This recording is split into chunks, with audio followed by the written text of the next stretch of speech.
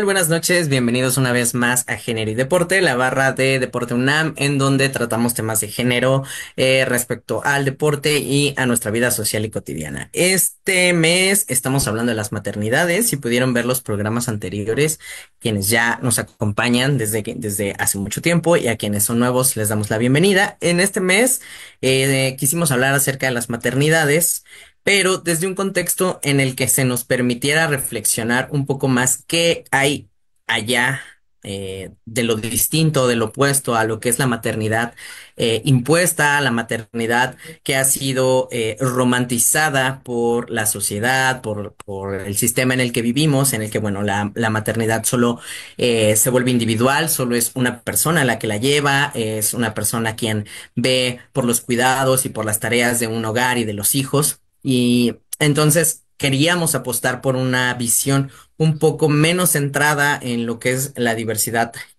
normal, si lo quieren llamar de alguna forma. Entonces, bueno, en este programa vamos a hablar acerca de las maternidades diversas. Con maternidades diversas no solo me refiero en este concepto de diversidad a lesbomaternidades, es decir, a mujeres lesbianas que tienen ya sea un matrimonio, una unión libre o un vínculo sexoafectivo y que tienen hijos, hijas, hijes, sino que vamos a hablar de otras formas también de maternar en donde más personas están interesadas en poder ayudar o en apoyar estas maternidades. Y bueno, para apoyarnos en este tema, les voy a compartir una presentación. Esta presentación está hecha con el fin de informarles nada más un poco acerca de qué son las maternidades diversas. Y bueno, con ello entender un poco mejor a qué me refiero cuando hablo de que estas maternidades quieren o resisten o desean existir en espacios fuera de lo tradicional. Entonces, bueno, ¿qué son las maternidades diversas?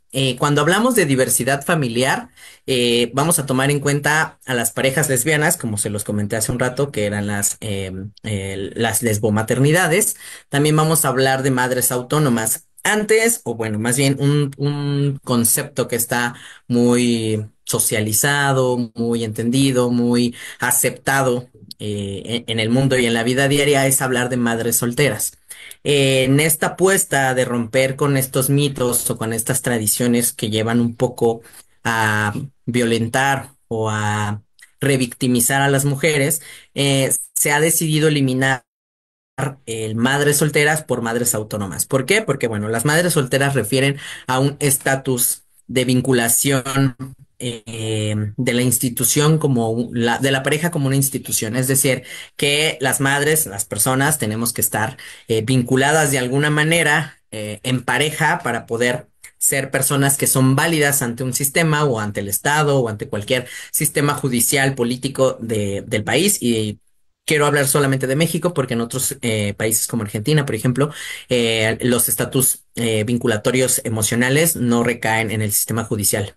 Entonces, bueno, en México sí. En México, para hablar de madres solteras, tenemos este concepto de que, bueno, se tienen que estar emparejadas con un hombre para procrear, tener hijos y que, bueno, cuando se separan de esta persona o cuando deciden tener un divorcio o una separación, pues, bueno, se vuelven madres solteras, pero es un término que estigmatizaba y revictimizaba a las mujeres, ¿no? Hablar de que las mujeres solo valen por un estatus de vinculación, pues les quitaba autonomía y eh, sí, responsabilidad a los varones también, ¿no? Entonces, bueno, se busca que el concepto se neutralice hacia madres autónomas, lo que quiere decir es que, bueno, son madres que por sí solas sacan adelante a sus hijos, que trabajan, que estudian y que tienen actividades y que además son apoyadas por otros espacios o por otros círculos o por otras personas que pueden ayudar a la crianza de las hijos, hijos, hijas.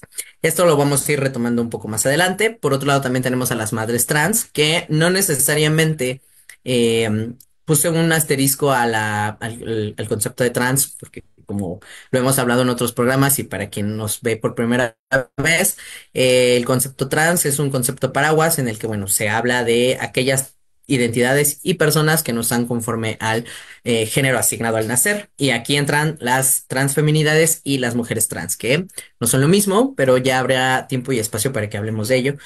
Y bueno, también porque no necesariamente dentro de este debate tan grande y tan pues muchas veces violento, discriminativo, etcétera, pues dices, bueno, una mujer trans no puede dar a luz, no puede concebir, ¿no? Recordemos que estamos hablando de la diversidad familiar y que estamos hablando también de maternidades diversas y que poco a poco es ir desaprendiendo conceptos que el mismo sistema heteronormado pues nos ha impulsado a creer o a estigmatizar, ¿no? Entonces, bueno, cuando hablemos de madres trans, vamos a hablar también de estas madres que cuidan, que acompañan y que velan por el cuidado, por los gastos, por todo lo que conlleva un cuidado materno.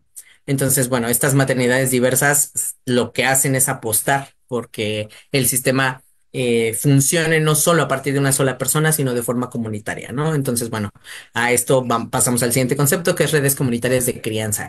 ¿A qué nos referimos con redes comunitarias de crianza? Pues es a todo el sistema que funciona, sistema de personas que funciona y de espacios también que funciona para sostener la crianza de una hija, un hijo o un hijo. Esto con la finalidad de que el cuidado y todo lo que tenga que ver con la crianza de una pequeña personita, pues recaiga en una red comunitaria que le sostenga, es decir, padres, madres, abuelas, tíos, tías, amigas, padrinos, madrinas, etcétera, ¿no?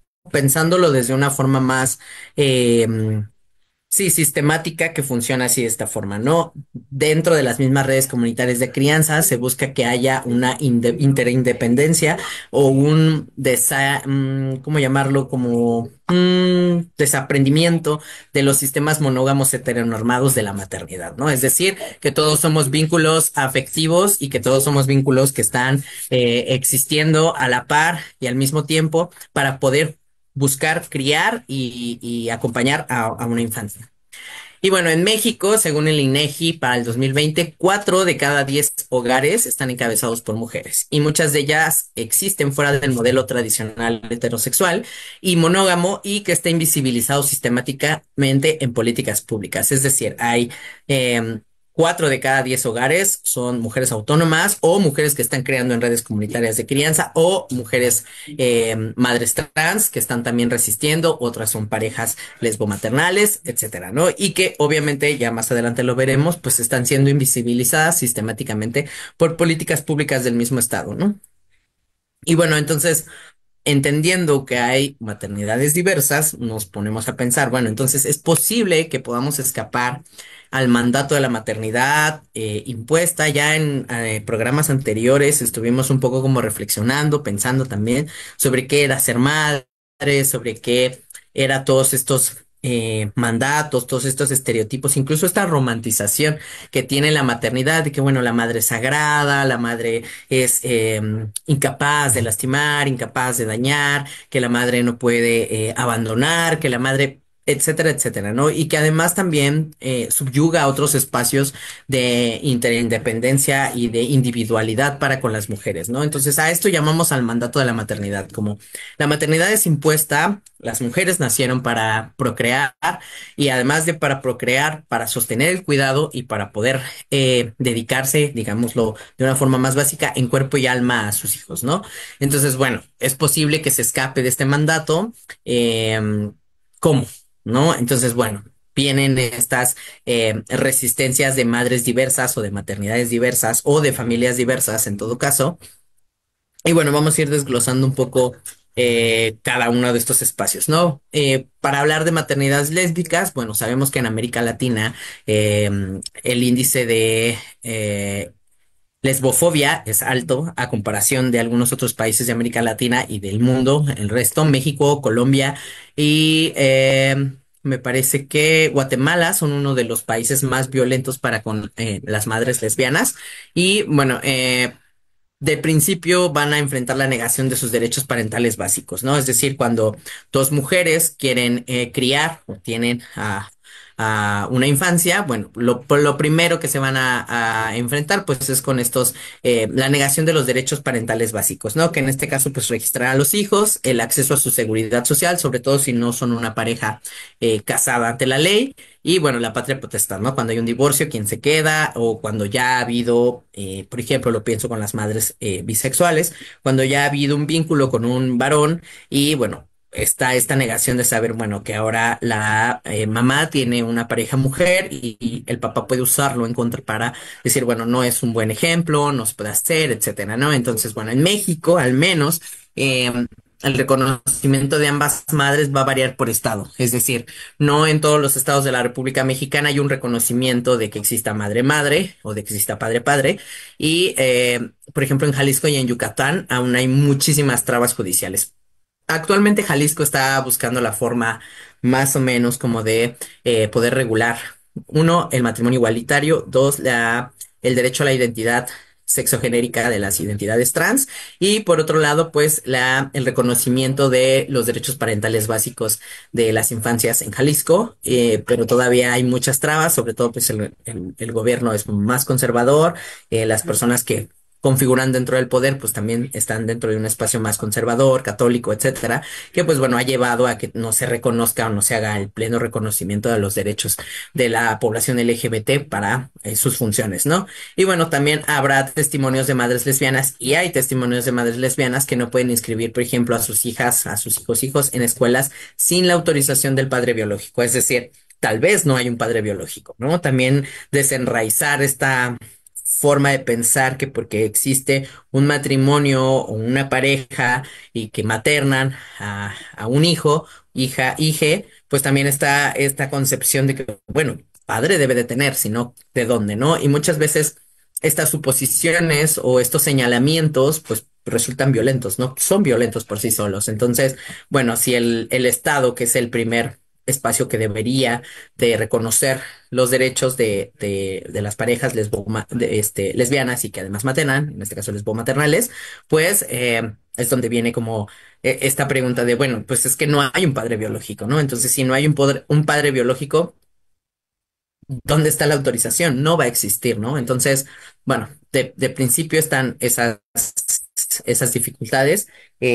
Son dificultades sistemáticas institucionales, son barreras a las que se enfrentan las maternidades lésbicas todo el tiempo, ¿no? Ya más adelante especificaré sobre las barreras y los accesos a, pues sí, a este tipo de situaciones.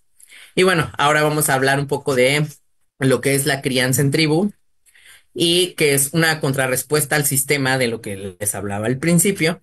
Y más o menos aproximadamente esta crianza en tribu o este reconocimiento comunitario de la crianza está un poco inspirado en los saberes indígenas y comunitarios, es decir, que en algunas comunidades, en algunos pueblos originarios y comunidades indígenas, la crianza no resulta una responsabilidad individual, sino hay una crianza desde la responsabilidad colectiva. Es decir, hay un dicho muy famoso que ya muchas de nuestras invitadas aquí en Género y Deporte lo han dicho, que es que para poder criar a un hijo no se necesita de una sola persona, sino se necesita de una tribu. Entonces, bueno, justo esto, ¿no? Es una inspiración en un saber indígena de muchas comunidades, no solo de México, sino del resto de América Latina que han pensado o han reflexionado acerca de la importancia de que cualquier ser humano sea acompañado, sea criado desde la responsabilidad colectiva. Es decir, todos tenemos un poco de gestión desde la colectividad, lo que nos hace seres individuales, pero que a su vez están formando comunidad, ¿no? Que es lo que últimamente se ha apostado más a esta contrarrespuesta al sistema, ¿no?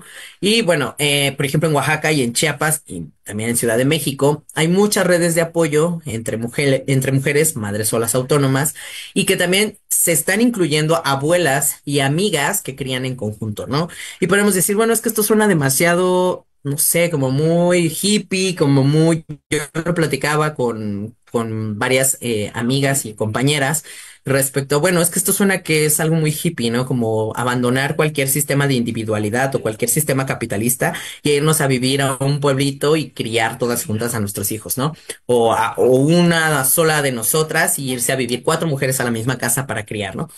Sí puede sonar un poco utópico, pero ya pasa. O sea, ya aquí en la Ciudad de México, por eso decidí colocar Ciudad de México, porque estas redes de apoyo existen. Si no mal recuerdo las personas que ya nos vieron el programa pasado, tuvimos a dos invitadas en el programa pasado y una de ellas nos decía que, bueno, que su mayor apoyo era su suegra y su mamá, ¿no? Y Entonces, y su hermana. Entonces nos ponemos a pensar en que entonces estas redes de apoyo y esta responsabilidad colectiva está resistiendo y está existiendo, ¿no? Y que al final de cuentas está generando muchísimo. Sí, pues mucho de qué hablar. Sobre todo, pues tenemos estos memes que ya tiene muchísimo que salieron, pero que ahora mismo pueden funcionar muy bien para poner hacer una retrospectiva de estos avances y además también una comparación. Hablábamos un poco de los memes estos de la mamá luchona, ¿no? Y que ponían a la Fiona y a Shrek como un matrimonio heterosexual que tenían hijos, hijas, y pero que además tenían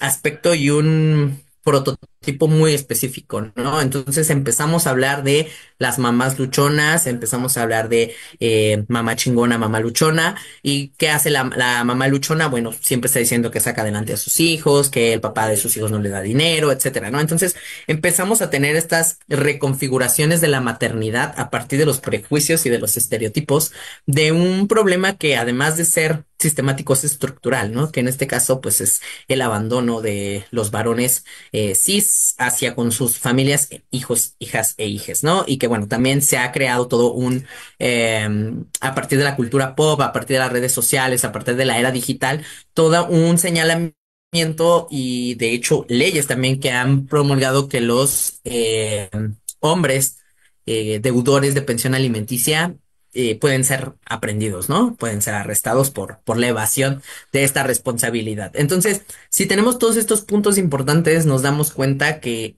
sí hay madres solas, abuelas y amigas que están creando en conjunto y que no se están saliendo mucho de la idea hippie que podría parecer perdón, criar en conjunto, ¿no? O a partir de una responsabilidad colectiva. Y en otro caso, habemos otro tipo de familias en las que, bueno, mamá, papá, tíos, tías, abuelas, abuelos, amigos, amigas, estamos llevando en corresponsabilidad la crianza de una infancia, ¿no? Y entonces, a partir de esto, nos vamos dando cuenta que no estamos tan ajenos a estos saberes indígenas, a estos saberes comunitarios, quizá no de forma consciente, pues sí, porque llevamos una vida rápida, porque tenemos que ir a trabajar, tenemos que ir a la escuela, a estudiar, a hacer deporte, etcétera. Entonces, dentro de esta lógica rápida de existir en el mundo, nos olvidamos de que también tenemos saberes comunitarios y responsabilidades colectivas, ¿no? Em, en el sistema legal de México, claramente no están reconocidas estas redes de apoyo o estas redes de crianza colectiva, lo que dificulta más que cuando haya alguna situación que vulnere los derechos humanos y de una infancia, pues terminen siendo derivados a instituciones como el DIF o a hogares temporales porque justo no, debido a que el sistema legal en México no reconoce que exista una red o una crianza en tribu, pues lleva a que justamente las tutelas o las custodias legales se pierdan, ¿no? Y que obviamente solo deriven, cuando no solo derivan en el padre o en la madre, terminan derivando hacia pues los abuelos o abuelos maternos o abuelos paternos, ¿no? Entonces, sería interesante también que eso daría para otro programa, pero creo que sería interesante repensar la importancia que sería el reconocimiento de estas redes, incluso también el reconocimiento de la familia social, ¿no? Que también responde para otros programas y otros temas, pero que sí es importante que México rompa la estructura sí, de la familia tradicional, hombre, mujer, hijo, hija, y que se reestructure para entender que hay cientos, miles, ¿no? De que de nosotros fuimos criados por nuestras madres y por nuestras abuelas, ¿no? O por las amigas de nuestras mamás, o por las tías, o por las primas, o por las hermanas, ¿no? Entonces, que no necesariamente tienen una línea consanguínea coparental, directa, ¿no? Entonces, bueno, es importante que reflexionemos sobre eso. Y bueno, ahora que ya tenemos un poco más entendido qué son las crianzas en tribu, qué son la responsabilidad colectiva, que hay barreras institucionales, las hay, pero ¿cuáles son estas barreras institucionales, no? ¿Qué está pasando cuando yo decido, cuando alguna madre decide hacer una crianza colectiva o tratar de que sea respetada la decisión de una pareja de lesbianas de maternar, de cuidar, de, pues sí, de ejercer su maternidad, ¿no? ¿Qué está pasando entonces con estas personas? Al principio les ponía la pregunta de, bueno, ¿es posible que podamos romper esta estructura? Si sí es posible, ¿desde dónde la rompemos, no? Y cuando la rompemos, ¿qué pasa? O sea, ¿qué pasa con cuando existe un sistema y este sistema está funcionando y de repente llega un grupo de personas y se sale del sistema? Podríamos decir, bueno, se le ignora, ¿no? Podríamos decir, bueno, se hace un cambio, hay una ruptura que permite que haya más cambios. Sí y no, ¿no? Los cambios van a venir consigo después de la ruptura, pero pues estamos hablando de un sistema heteronormado, hegemónico, patriarcal, que ha existido por siglos, ¿no? Entonces, bueno. Una de las primeras barreras institucionales, pues, es la educación. Totalmente lo pensamos desde que las escuelas que piden actas de nacimiento, CURP, etcétera, lo primero que te van a pedir o van a revisar es que haya una madre y un padre, ¿no? Actualmente dirás, bueno, no, ¿cómo vas a ver la maestra que no, que sí, que, ajá? Pero bueno, también hay una falta de formación docente en la diversidad familiar. Siempre se le pide, oye, quiero hablar con mamita. Bueno, mamita no está. Bueno, ¿qué tal papito? No, papito no hay papito. Bueno, entonces, ¿qué tal abuelita? ¿No?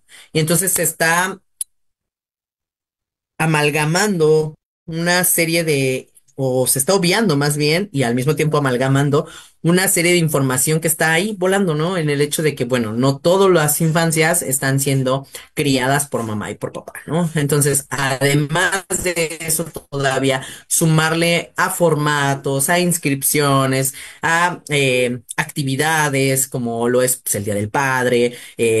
Vamos a traer hoy a Papito para que haga con nosotros tal actividad o para que se haga tal cosa. Entonces se está obviando la falta de información y se está obviando las necesidades de otras familias diversas, ¿no? Y claramente de otras maternidades diversas. Entonces, bueno, también con esto llevaríamos a hablar de servicios básicos como lo sería el acceso a una vivienda, ¿no? En hipotecas y alquileres se va a exigir un estado civil tradicional, hombre-mujer, y que además haya negativa de contratos a familias no convencionales, ¿no? Sobre todo mujeres lesbianas que maternan y que a lo mejor no sería tan extraño o tan raro ver que viven cuatro mujeres en en una sola casa con una infancia, ¿no? En el caso de que no hay un vínculo sexoafectivo que las personas puedan reconocer o puedan como mirar a partir del prejuicio como lo sería con una familia lesbomaternal, ¿no? Entonces, a partir de eso, bueno, hay una negativa de contratos, también, claro que podría haber una negativa de trabajo, lo que permitiría que no hubiera un acceso a la vivienda digno, ¿no? Por otro lado, bueno, cuando queremos formarnos, cuando queremos ser partícipes de la forma comunitaria de nuestra pequeña localidad, de nuestra población, pues sí, de nuestra comunidad, que sería tomar cursos o talleres y que pues estas inscripciones ya sean de forma digital o físicas, pues no te permiten seleccionar más de una madre o incluir a otro tipo de tutora legal, ¿no? En este caso, pues cuando queremos llevar a las infancias a inscribir, pues siempre nos van a pedir que le pongamos el estatus civil de la mamá o del papá, en este caso de la mamá.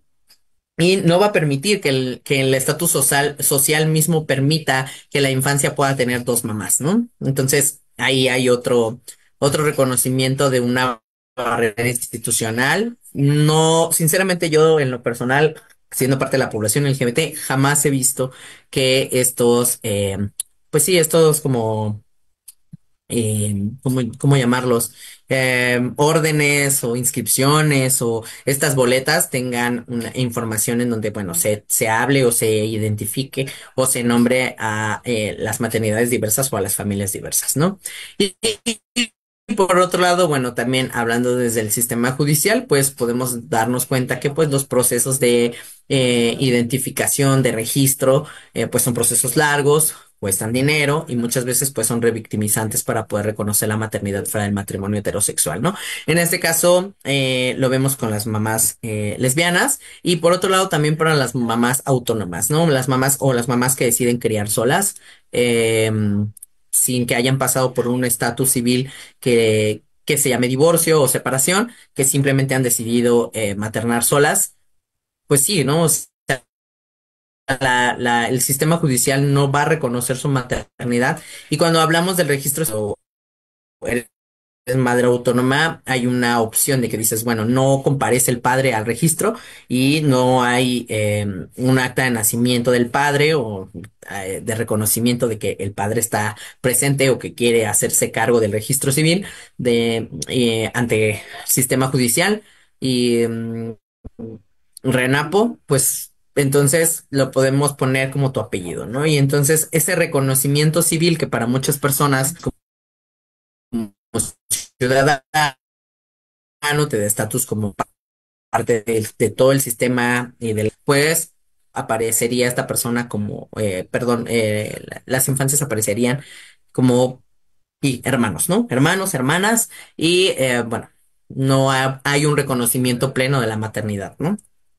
Y bueno, entonces, a partir de esto, repensando en todas estas barreras institucionales, en los prejuicios y en todo lo que veníamos como platicando o hablando, pues nos damos cuenta que se empiezan a formar resistencias, ¿no? Y que estas resistencias surgen a partir de la necesidad de que existen estas maternidades diversas, de que existen estas otras formas de cohabitar la crianza y de acuerpar los cuidados, ¿no? Entonces, bueno, ¿qué está pasando? Pues se crean redes que empiezan a hacerse conocidas gracias a las redes sociales y que empiezan a publicar sus encuentros y sus actividades dentro de los talleres, ¿no?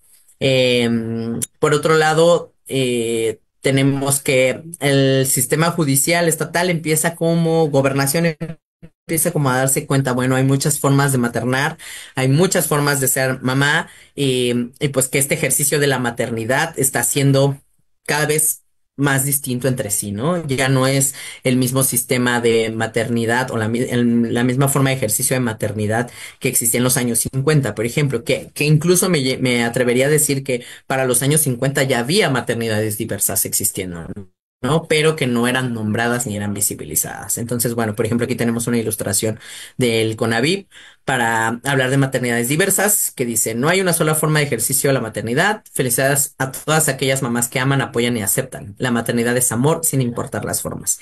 Y bueno, aquí nos damos cuenta que habla de madres adoptantes, habla madres como madres jefas de hogar eh, o madres autónomas, madres solas, madres trans, madres simbólicas. Madres simbólicas es esta persona que ejerce la maternidad y el cuidado desde otro espacio, aunque no haya un vínculo sanguíneo, ni directo, ni horizontal ni vertical, ¿no?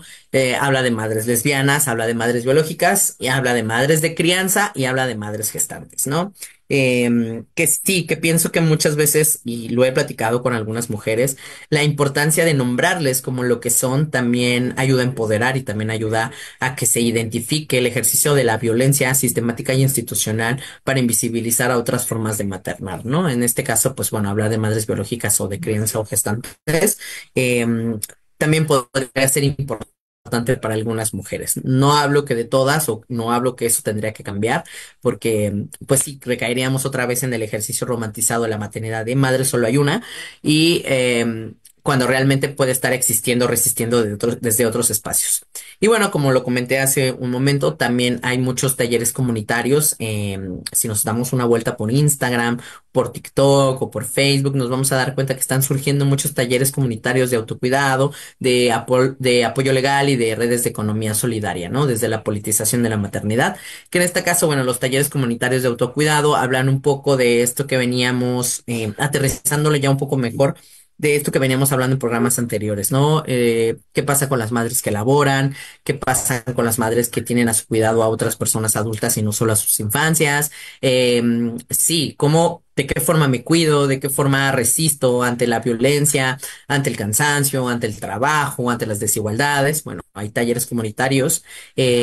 También están brindando apoyo legal para poder reconocer a las maternidades lésbicas, también a las maternidades simbólicas, a aquellas personas que también deseen cambiar su apellido, porque pasa, también he conocido personas que han elegido quitarse el nombre legal con el que fueron registrados por los apellidos de sus madres o de sus familias de crianza, ¿no?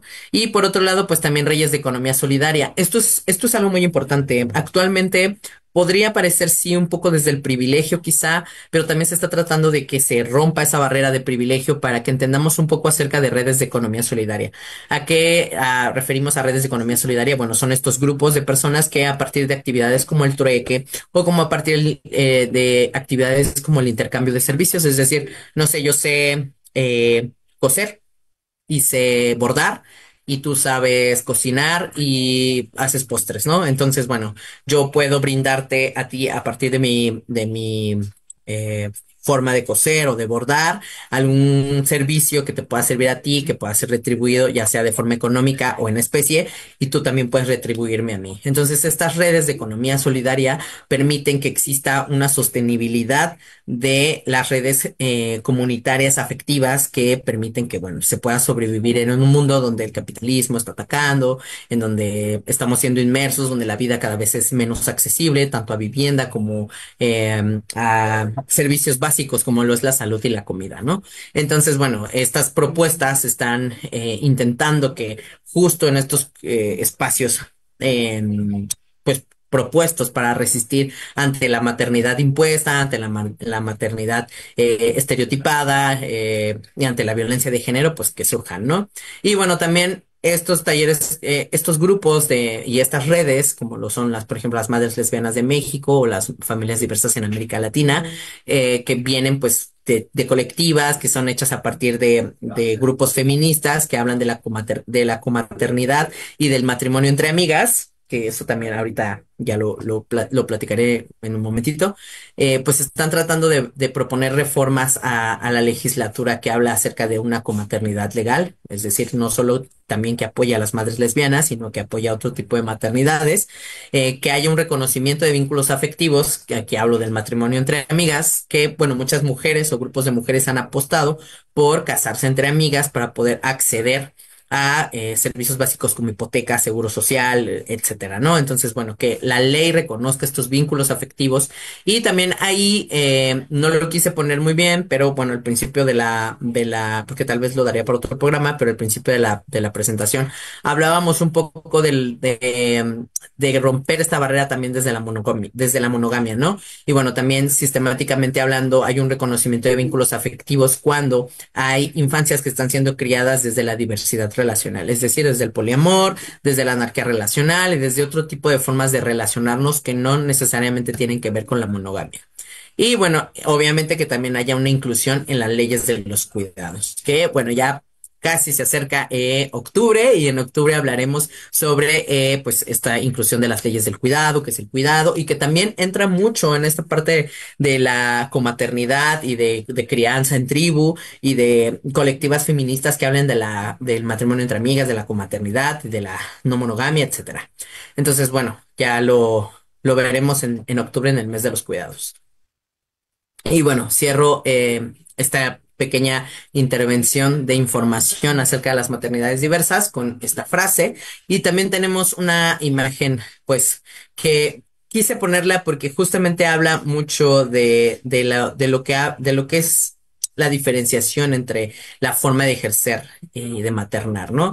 Habrá quien esté en contra de lo que dice la imagen, porque justamente también estamos viendo que hay una interacción interespecie, en este caso cuando, pues bueno, se cuida de mascotas, ya sean gatos, perros o alguna otra mascota, pero bueno, tenemos abuelas, tenemos mamás, tenemos madres trans, tenemos incluso personas gestantes, o sea, hombre trans, pues que sí, que están apostando mucho por llevar a cabo una crianza para las infancias, para los hijos, hijas, hijes, fuera de la hegemonía heterosexual y monogámica. Entonces, bueno, por mi parte es todo. Agradezco mucho que hayan estado una vez más aquí en Género y Deporte. Ya casi se acaba el mes.